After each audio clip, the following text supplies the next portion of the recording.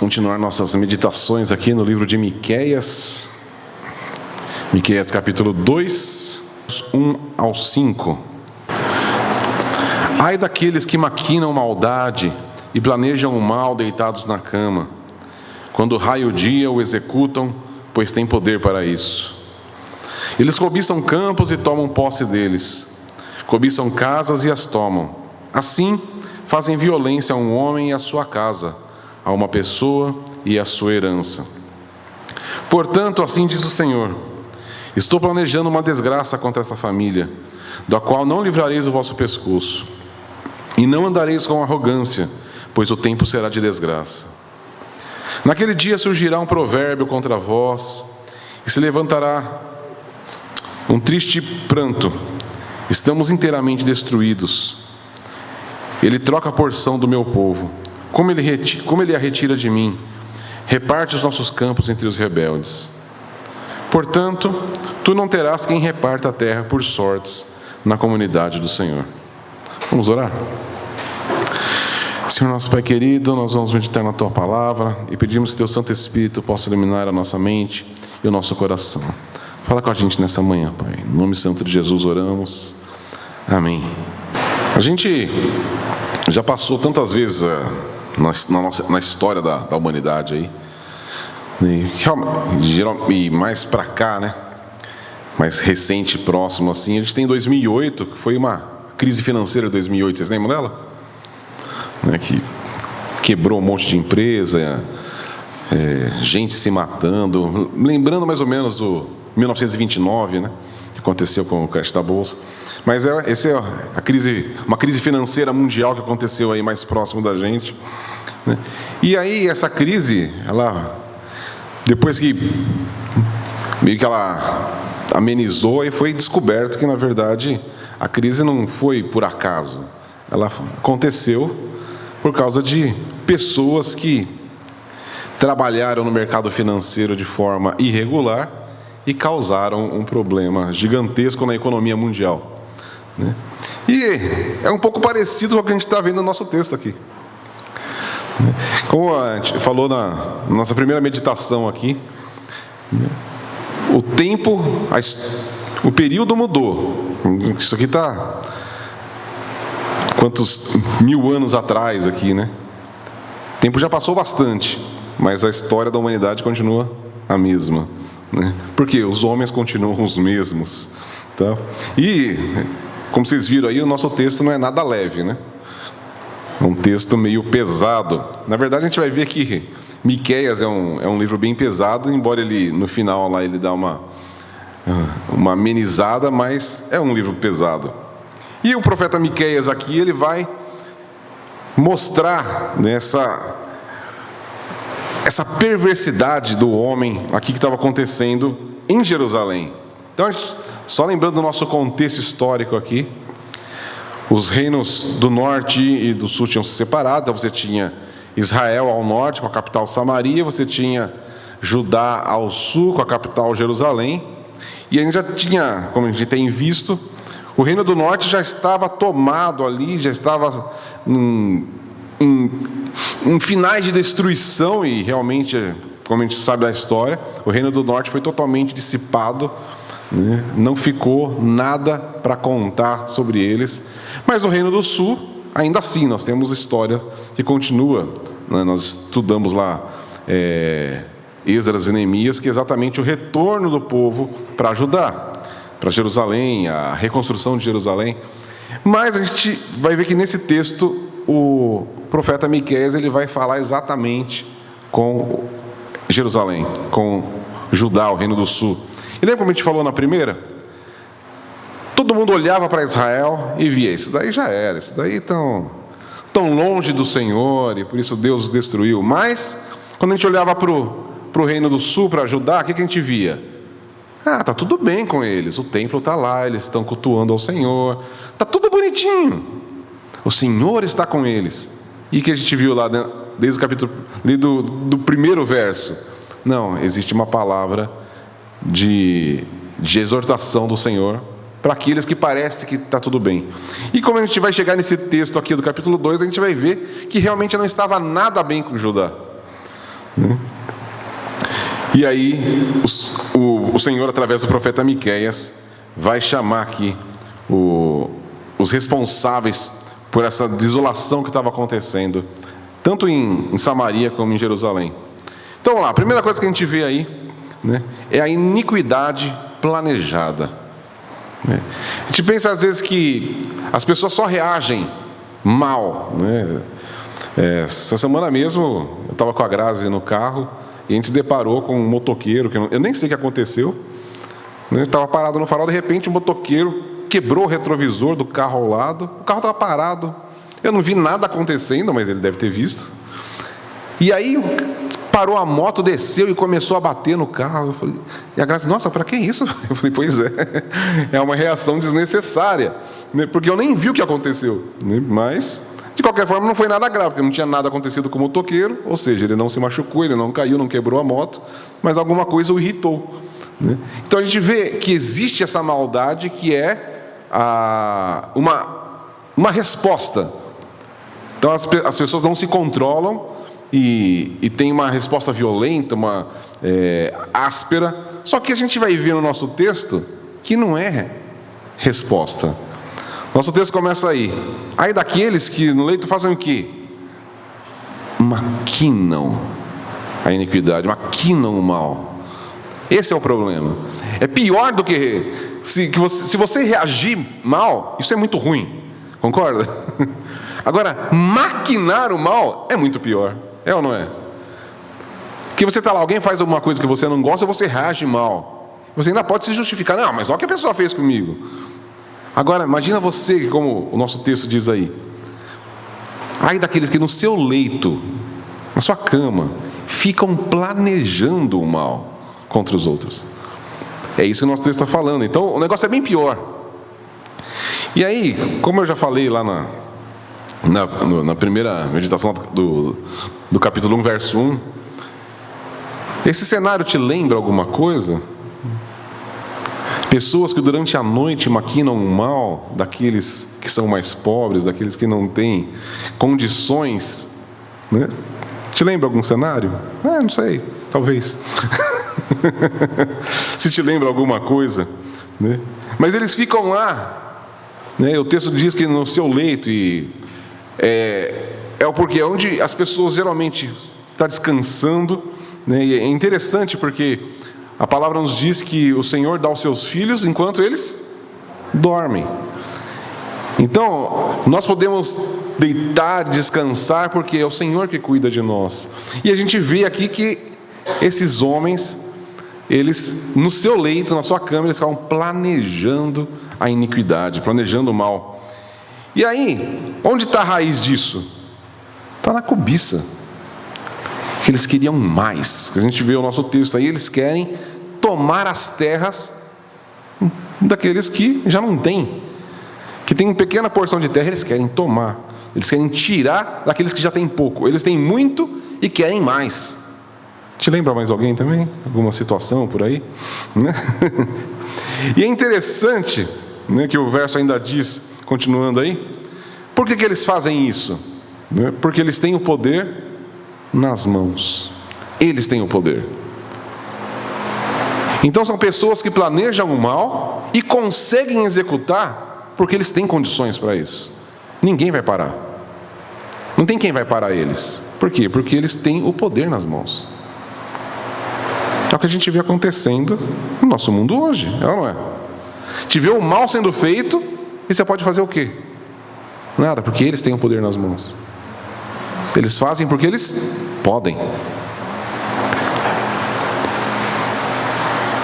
E eles usam dessa autoridade que eles têm sem nenhum temor do Senhor. Eles agem exatamente para aprisionar e para oprimir aqueles que não têm esse poder. Então, Miqueias aqui ele está revelando esse sistema em que os poderosos manipulam as coisas e manipulam a justiça para poder enriquecer mais. É exatamente sobre isso que Miqueias está falando. E se a gente pensar nessa nossa aplicação atual, né? Além da gente ver coisa muito parecida com isso, mas nós temos os nossos sistemas econômicos, como eles são prejudiciais à população, é ou não é? E a gente pode fazer o quê? Nada, porque eles têm o poder nas mãos. E isso aumenta a desigualdade social, aumenta a pobreza, aumenta a miséria, porque eles têm o poder nas mãos. E eles têm o poder nas mãos e eles fazem isso por causa da cobiça. E aí é o pecado da cobiça que o Senhor falou lá, é o 10º mandamento, está lá em Êxodo 20, não cobiçarás. Tá? Então, a cobiça, ela gera essa violência contra o próximo. Porque se você cobiça aquilo que é do outro, então você vai fazer de tudo para poder ter aquilo. E aí você não vai medir esforços, você não vai ter nenhum tipo de ponderação para falar, não posso fazer isso. Não. Aquele que cobiça fala, eu quero e é o que eu quero, e ponto final. Não tem problema. Se alguém vai sofrer, não posso fazer nada. Eu estou correndo atrás dos meus sonhos.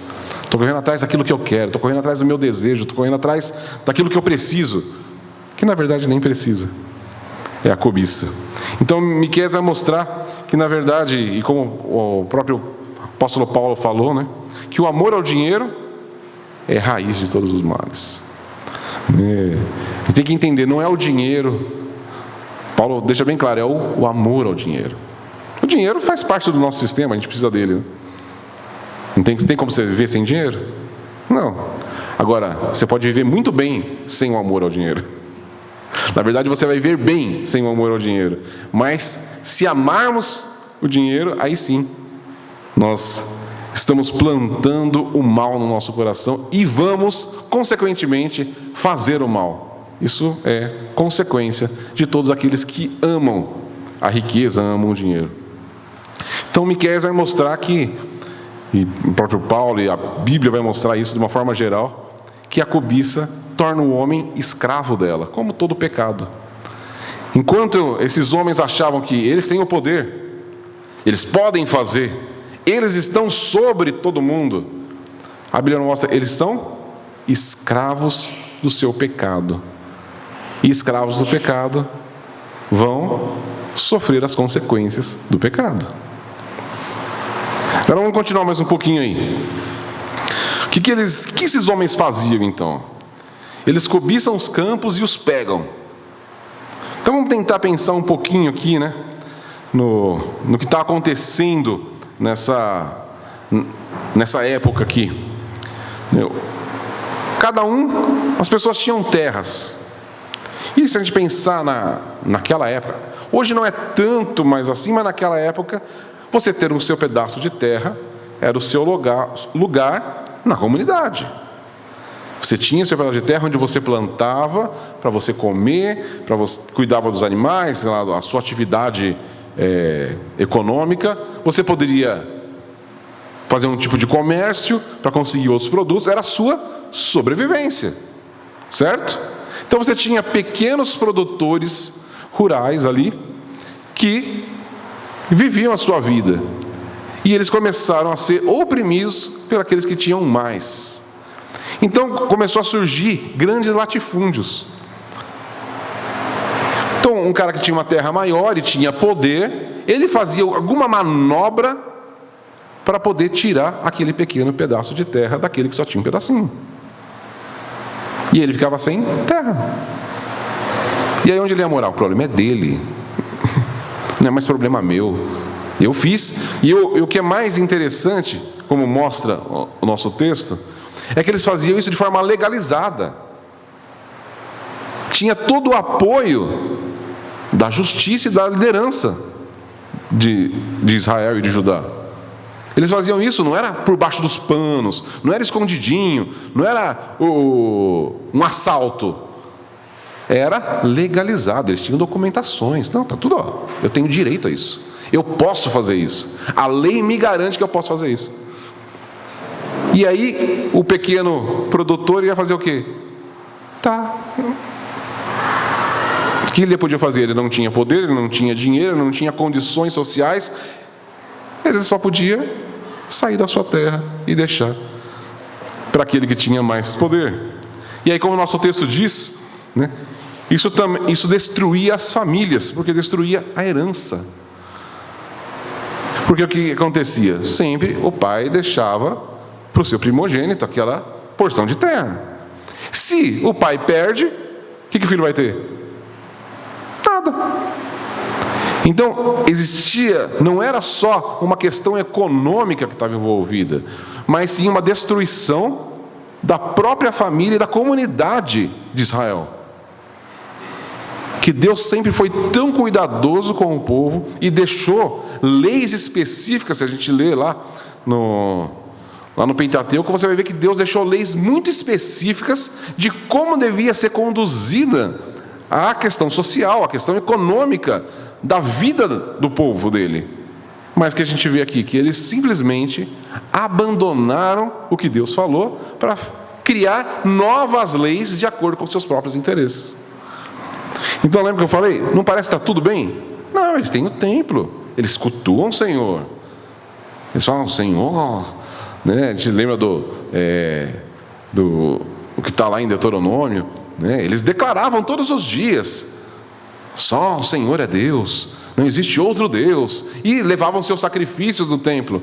Mas olha o que eles faziam: eles transgrediam a própria lei do Senhor, cultuando ao Senhor. Parecia que estava tudo bem, mas eles estavam distante do Senhor.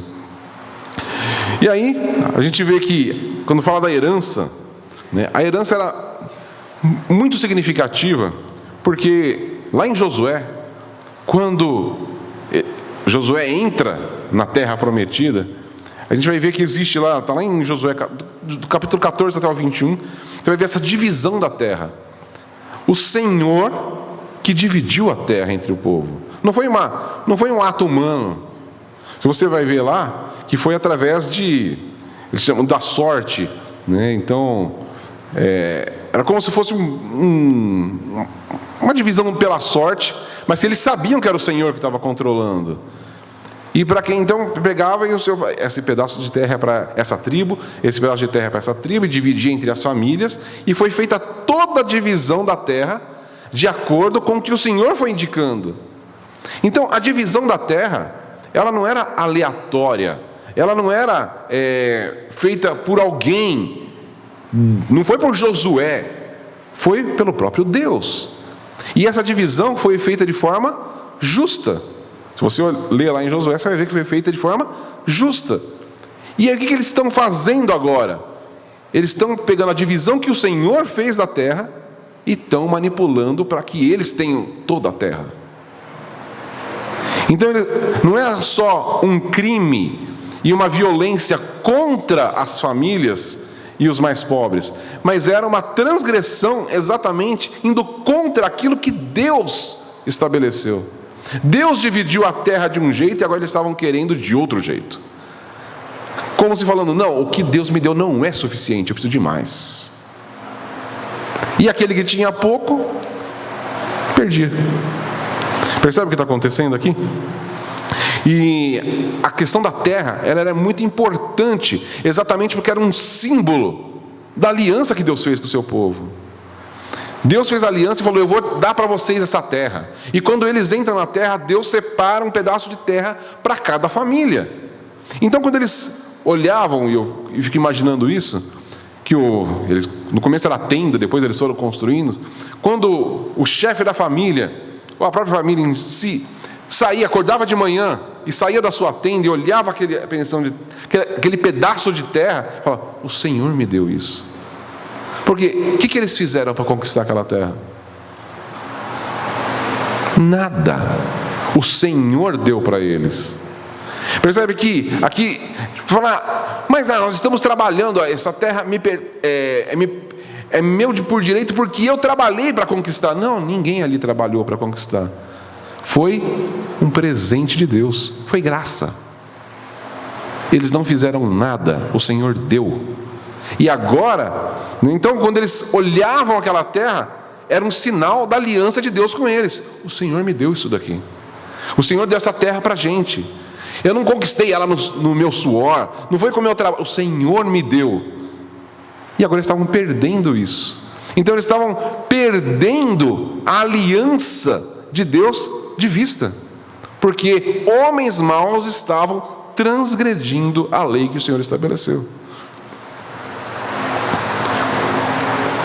E aí a gente pode até lembrar, lá em 1 Reis, tem a história de Nabote, que o rei queria um pedaço de terra dele, porque Jezabel queria o pedaço de terra que era de Nabote, e ofereceu lá: não, eu quero o seu pedaço de terra e eu te dou tanto. Nabote falou: essa terra foi o Senhor que me deu, não vendo por nenhum preço, porque o Senhor me deu. Percebe? A gente vê o contrário. Nabote não está pensando em dinheiro, ele queria, não. Isso representa a aliança de Deus comigo, logo eu não vendo por preço nenhum. E aí o que acontece? Jezabel manda matar ele para pegar a terra. Então a gente vê o contraste entre alguém que quer preservar a aliança com o Senhor e alguém que não dá a mínima para a aliança que Deus fez com o seu povo. E a gente olha para isso e fala: poxa vida, que coisa triste. E o Senhor também olhou e viu.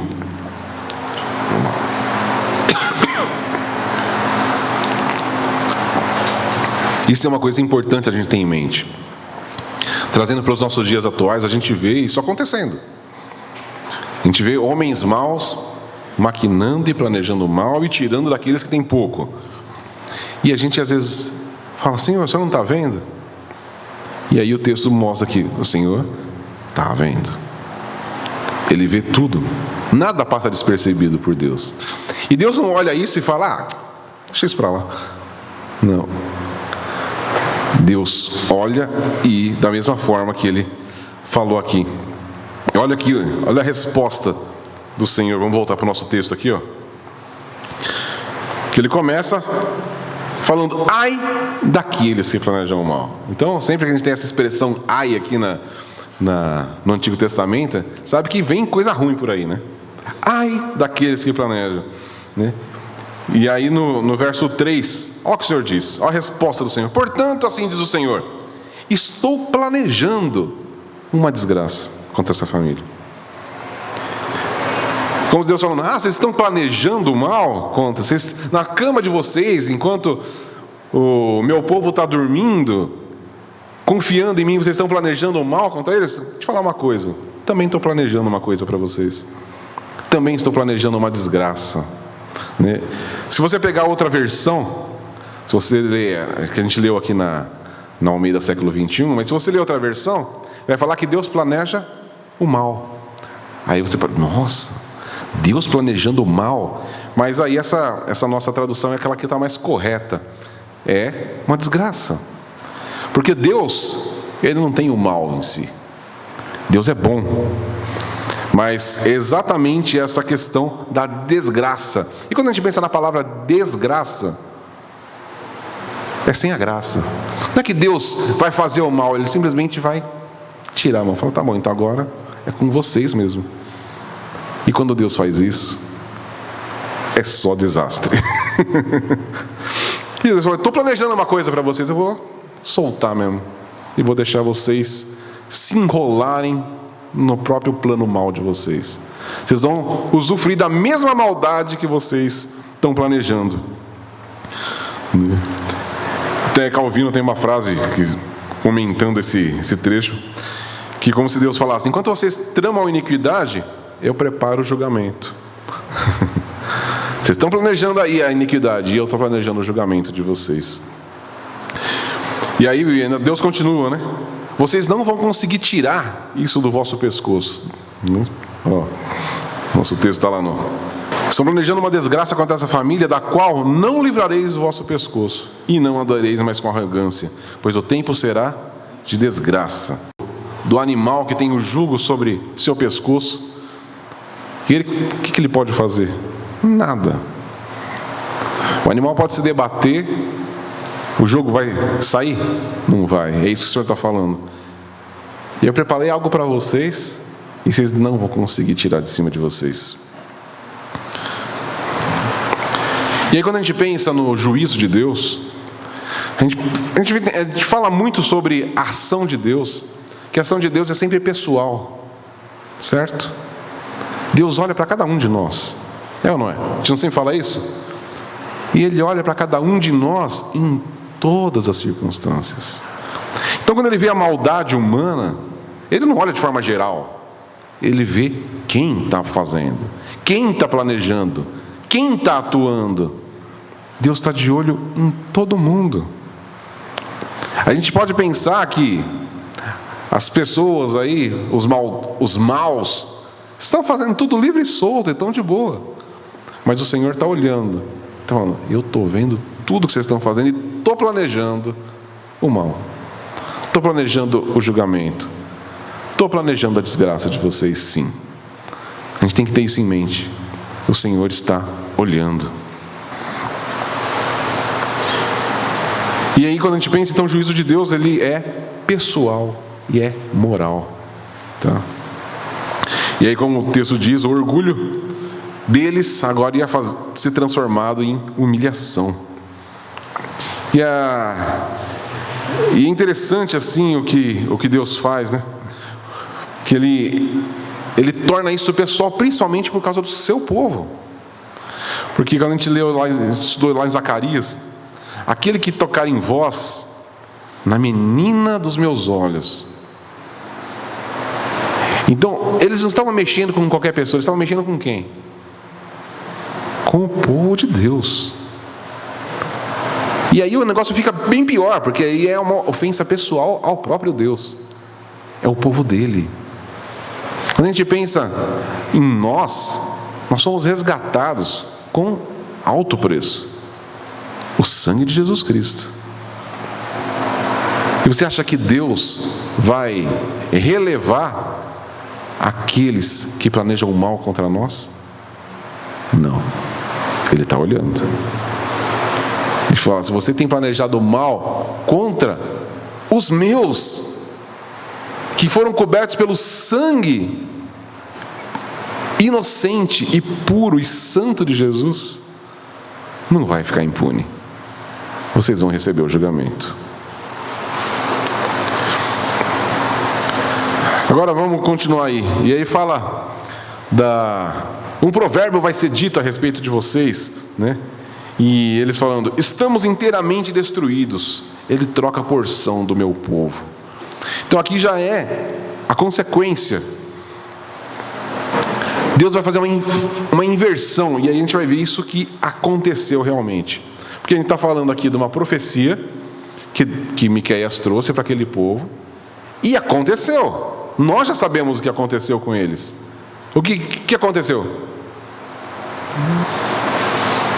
Passa um tempinho, Senaqueribe invade lá e tira a terra de todo mundo. Então, esses grandes latifundiários agora que oprimiam os outros e tiravam a terra deles, veio alguém mais forte que fez o que com eles? Tirou a terra deles. Tá, agora vocês não têm mais terra, sai daqui, é meu. Mas mais nada, tchau, corre. Do mesmo jeito que eles fizeram, foi o que aconteceu com eles. Deus tomou tudo deles. Deus amou? Ele simplesmente deixou Senaqueribe invadir. Não foi o que a gente falou? Não é que Deus planejou e fez lá e Deus tirou. Deus simplesmente deixou Senaqueribe invadir lá e não protegeu eles. Então eles entraram, correram livre e solto lá e expulsaram todo mundo das suas terras. E aqui tem uma coisa bem interessante, eles falam, né? Rebeldes tomaram nossas terras. E aí esses rebeldes podem estar realmente se referindo a um povo estrangeiro que invadiu a terra santa, a terra que Deus deu para ele. Aí agora é hora de reivindicar, essa terra era o Senhor que nos deu. Aí se lembra, né? O Senhor que deu essa terra e agora perdemos a terra, né? Mas ele já tinha se esquecido do Senhor muito, muito antes. Aí na hora que perde tudo, aí lembra que o Senhor existe, né? Te lembra alguém? A gente nunca fez isso, né? Quando acontece uma tragédia, então acho que eu vou orar. Acontece uma coisa ruim, é mesmo, né? Eu acho que eu vou orar então, tem que buscar o Senhor. Quantas pessoas não vão para a igreja porque a vida está ruim, então é melhor buscar o Senhor? E exatamente aí, Senhor, não está vendo a gente aqui sofrendo? Meu Deus, eu venho alertando vocês há muito tempo. Vocês não me ouviram. E agora estão pagando o preço aí. E aí, uma coisa mais interessante ainda, se a gente pensar, a gente vai ler isso lá em Jeremias, quando o Império Assírio aqui com Senaqueribe invade a terra e tira deles, o que ele faz? Destrói muita coisa, né, nessa invasão. Eles pegam todos esses ricos e levam para onde? Para a Babilônia.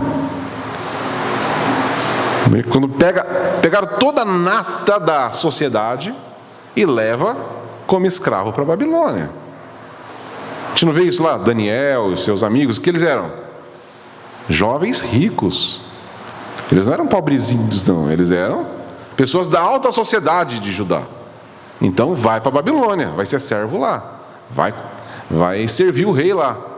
E agora, na terra vai ficar o quê? Quem ficou com as terras ali? Os pobres. Olha que interessante. Deus devolveu a terra para eles. Porque o Império Assírio não tinha interesse nos pobres. E também não tinha interesse naquelas terras. Então ele pega toda a nata, tira a terra deles, leva eles escravos para a Babilônia, pega os pobres e fala: agora essa terra é de vocês. Deus devolve a terra para os pobres. É muito interessante como Deus, de alguma maneira, Ele deu aquela terra de volta para aquelas pessoas. E a gente vai ver que quando existe a volta do povo de Judá, que era fiel, porque nem todo mundo voltou, lembra disso, né? Quem voltou? Aqueles que eram fiéis ao Senhor. Eles tinham suas terras já, não tinham?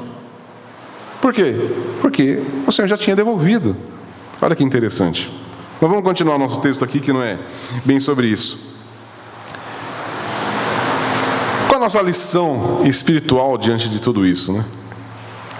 Coisas importantes a gente pensar. Tudo que nós temos, para começar, é provisório. Concorda? Então nós temos esse povo, pessoas fiéis até o Senhor. Porque a gente vê na história que não era o povo, de uma forma geral, que se voltou contra o Senhor e vivia os seus próprios caminhos. Sempre teve o povo fiel no meio dos infiéis, como tem até hoje. E o Senhor tinha dado aquela terra para eles. E Deus permitiu que ímpios tomassem aquela terra. Não permitiu?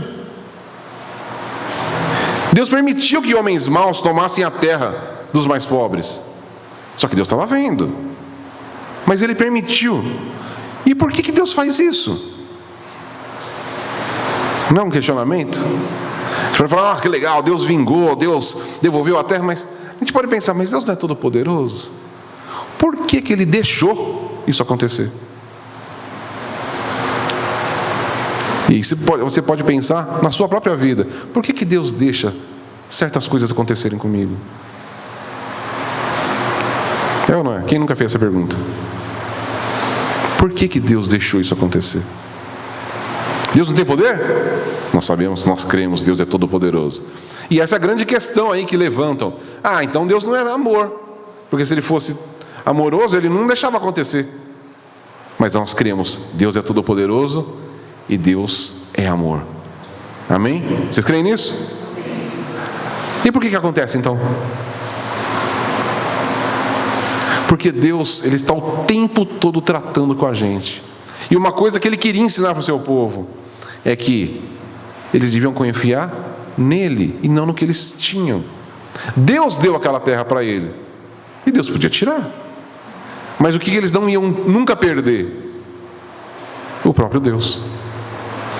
E essa é uma grande lição para nós. Nós podemos perder tudo, mas tem uma coisa que ninguém pode tirar de nós, que é o quê? A nossa salvação. A gente olha para a vida de Paulo, que falou sobre o contentamento. sei viver com muito, sei viver com pouco, mas o que importa? Estar com o Senhor. E eu até ouvi um outro pastor falando sobre isso, que ele levantou esse questionamento com Deus, né? E ele pensou, quando tudo, né, ele lembra de Jesus. Lembra quando Jesus mandou os 70 saírem de 2 em 2 e fazerem a obra? E eles voltaram como? Todos radiantes. Nossa Senhora, foi incrível. Expulsamos o demônio, né, curamos enfermos, cego viu, né, surdo ouviu. Foi uma coisa espetacular, né, e voltaram todos felizes. O que Jesus responde para ele? Jesus fica todo empolgadão com eles também. Ele falou: ó, vocês estão se alegrando por isso? Se alegrem, porque o nome de vocês está escrito no livro da vida. Então isso lembra uma coisa muito importante. Está tudo indo bem com a gente? Não é motivo de alegria. Qual que é o nosso motivo de alegria? O nosso nome está escrito no livro da vida. Agora isso vai funcionar ao contrário. Está tudo indo mal, mas o nosso nome continua escrito no livro da vida. E isso ninguém pode tirar de nós. Então, a nossa salvação, ela tem que ser o nosso fio condutor nessa terra. É o que nos conduz aqui nessa terra. Não é o que está dando certo, não é o que está dando errado. É saber que nós somos salvos. E é isso que Deus queria mostrar para esse povo também. Porque isso que Ele permitiu. Porque Ele quer mostrar que Ele continuava sendo Deus. Ele continuava sendo Deus. Ele tem o controle sobre todas as coisas. Ele pode dar, Ele pode tirar. Ele é Deus. Amém? O problema, e isso acontece, né, quando a gente tem as coisas estão indo muito bem, é muito fácil a gente esquecer de Deus. É ou não é? Isso acontece também, muitas vezes ao contrário. As pessoas que se afastam de Deus porque estão sofrendo. Ah, Deus está permitindo que eu sofra, então também não quero mais saber de Deus. Porque não entendeu o propósito de estar aqui nessa terra. Que não é para viver bem, é para glorificar a Deus. Nós fomos feitos para a glória de Deus. Agora, é interessante a gente pensar, para a gente concluir aqui, que Deus, a gente viu aqui que os homens, eles tramam no escuro, né? Mas Deus, Ele vela sobre a sua justiça. Deus nunca se esquece da sua justiça. E aí, pensando um pouquinho para a gente aqui, também, eu falei, a gente olha muito para esse texto e fala, esses homens maus que cobiçam tudo. Ainda bem que a gente não é assim. Será? A cobiça é algo que está o tempo todo batendo na porta do nosso coração, é ou não é? Quando você está andando na rua e vê um carro muito mais legal do que o seu, você fala, puxa, por que eu não tenho esse carro? Tá aí a cobiça. O que nos faz diferente desses homens? Nada. Jesus deixou isso muito claro no Sermão do Monte. Está lá dentro? Você já fez. Você odiou? Você já matou. Já cometeu homicídio. Você cobiçou? Você já fez a maldade. Você já planejou. Está tudo na sua cabeça, você faria tudo isso. Talvez a gente não faça por medo da lei, por medo de ser preso, né? Mas, se não pegasse nada para o nosso lado, faria. É ou não é? Por quê? Porque é a cobiça que faz isso dentro do nosso coração. Então, a gente tem que tomar cuidado com isso. A gente pode pensar que a gente é muito diferente desses homens que planejam o mal. Mas quando a gente cobiça, aí é Deus nos mostrando, você é igual.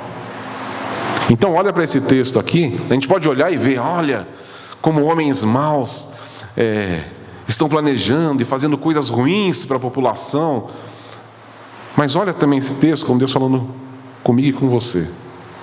Você anda cobiçando? Eu estou planejando alguma coisa para você. Porque a cobiça é pecado. Então, esse texto é para nós. Não é só para a gente olhar, tá vendo? Deus vai fazer justiça e sair daqui todo feliz porque Deus vai derrubar os iníquos. Não, Deus está falando com a gente. Vocês estão cobiçando? Isso é pecado. Vocês estão igualzinho essa galera. E eu estou de olho. Eu estou olhando para vocês. Mas aí, né, quando a gente olha para Cristo, e esse é o nosso ponto central sempre, ele é o oposto do que a gente vê aqui nos nossos textos de Miqueias. Jesus não tomou o que era dos outros. Na verdade, até que ele tomou. O que ele tomou nosso?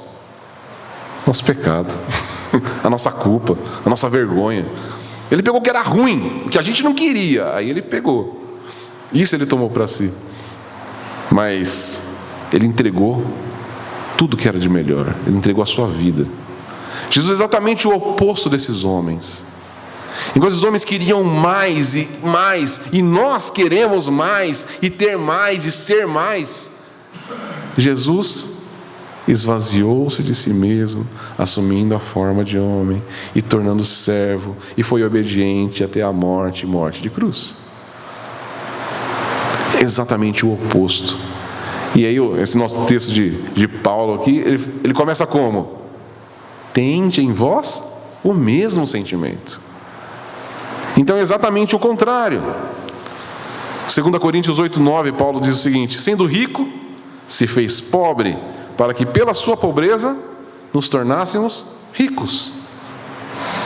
Jesus sim, né? A gente sempre fala disso. O Criador de todas as coisas, o Rei da glória, vivendo eternamente em glória, vem até nós e entrega tudo. Ele não tira nada, ele entrega tudo. O Evangelho mostra então que Miqueias, né, não é apenas, né, sobre ricos, né, em maior ou menor grau, né, é o nosso mal. E que Jesus veio tirar isso de nós. Porque enquanto, olhando para o nosso texto, enquanto os ímpios maquinam o mal, o que o Filho de Deus faz? Ele planeja o bem.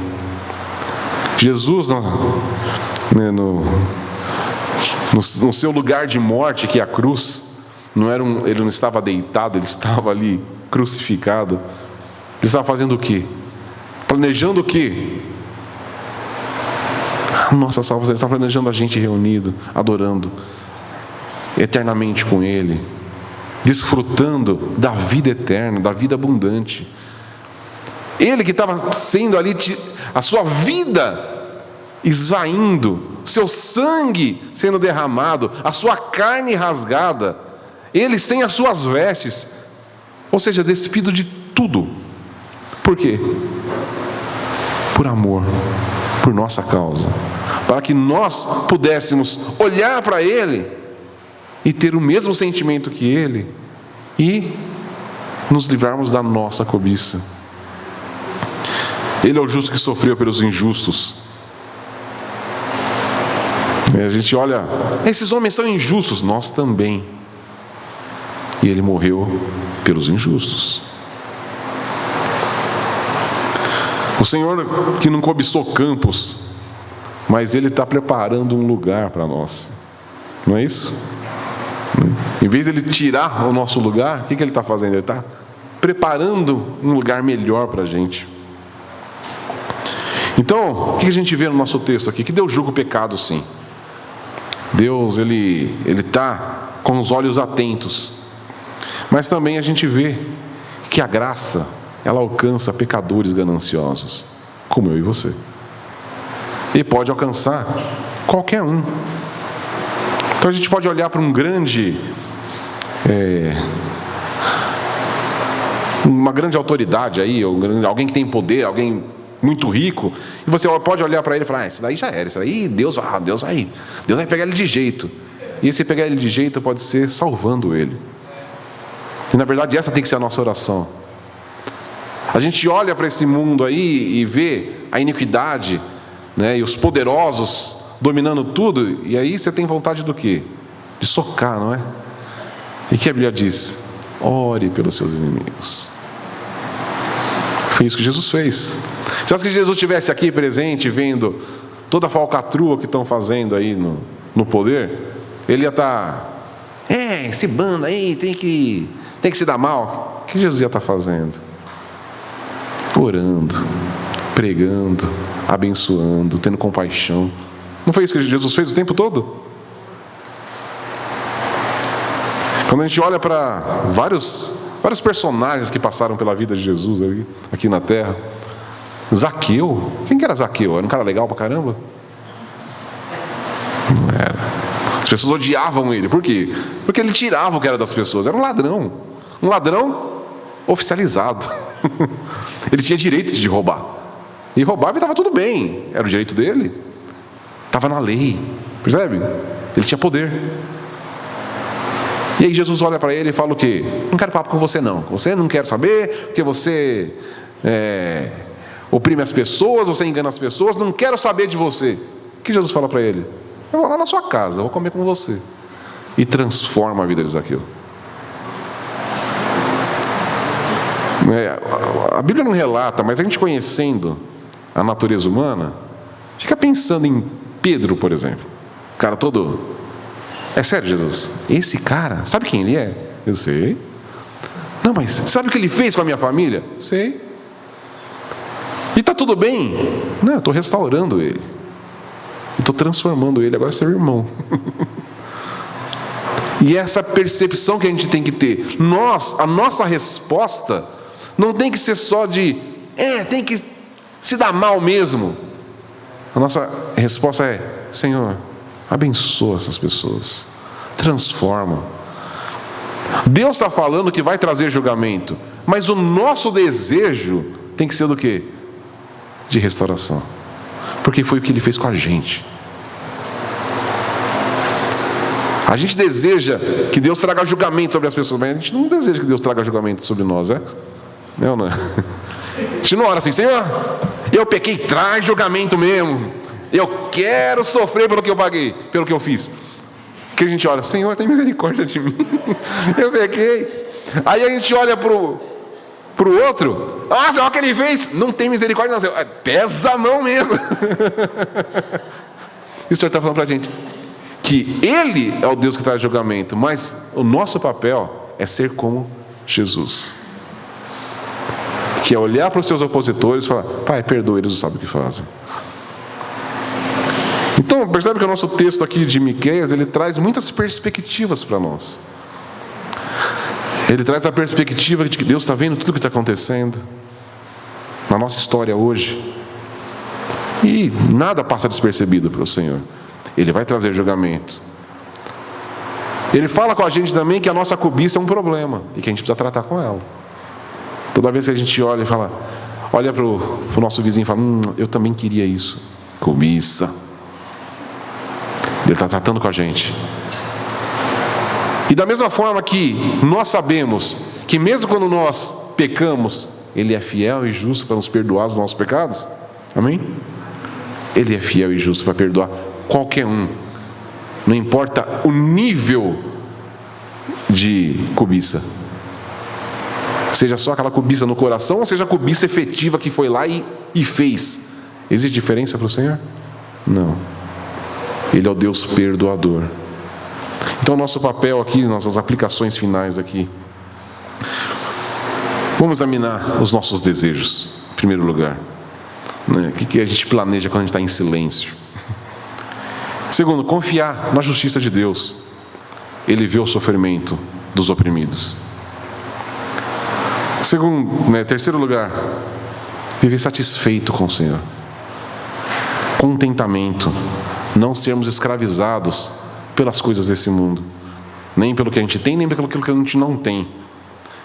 E, em quarto lugar, orar pelos governantes, pelas autoridades, pelos líderes econômicos, pelos banqueiros. Orar por eles. Difícil? Um pouco, mas é o que a Bíblia nos ensina. Amém? É isso que o nosso texto tinha para falar com a gente nessa manhã.